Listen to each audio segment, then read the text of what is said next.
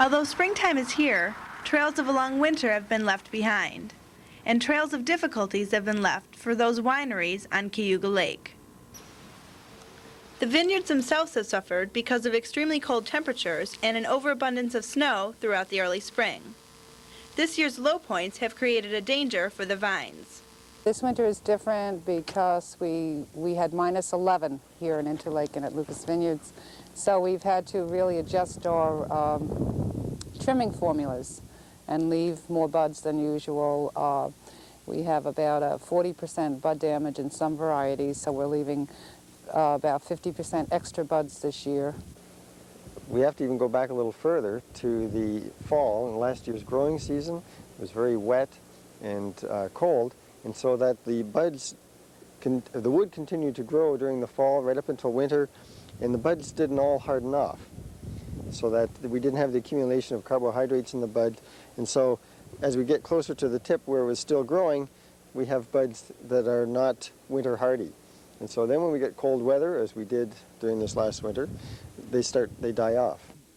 The problem with the loss of buds is a perpetual one. We're growing mostly just the species grape called vinifera, which is Chardonnay and Riesling and Gewürztraminer and Cabernet Sauvignon. Those varieties are cold tender. We know that. The low temperature got into the -10 degrees, which is very crucial temperature with our vinifera vines. We have to be concerned with the survival rate because of winter damage. So many of them, the root systems are very tender. We haven't experienced that temperature in many years. But this year's cold air wasn't the only damaging factor to the vineyards. Inches of snow were more of a barrier and created extra work, especially for the pruning or the clipping of the vines. You know, we've got a team of pruners out there, and we've got to be concerned with getting our pruning done within a certain period of time, and then our tying. You know, we got to get our tying crew out there as quickly as possible, and we have a certain window of time that we have to work with to get this to happen. And when you have 2 feet of snowfall, you don't get your pruners in there for quite a while.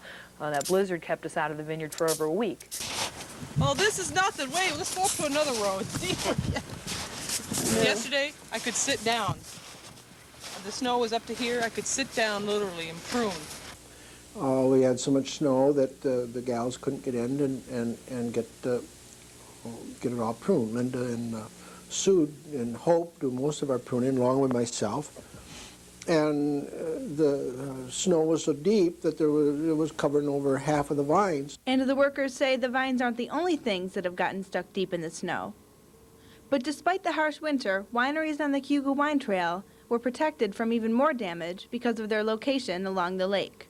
We're more fortunate than a lot of other vineyard owners in our vineyard site because with Cayuga Lake, our lake level is 1,000 feet above lake level. Our vineyard sites are 1,000 feet above lake level, which provides more protection than on Seneca Lake, which they're an average of 2,000 feet above lake level.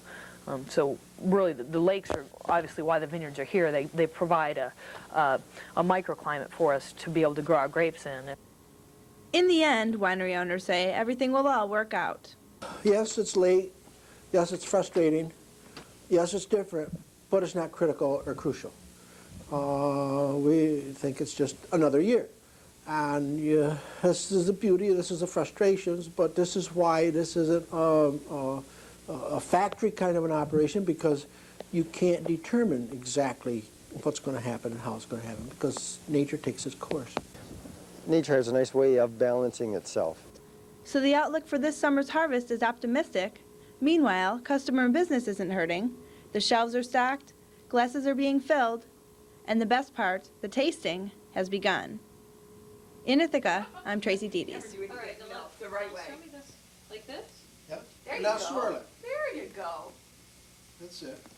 All right, now tip the glass towards you.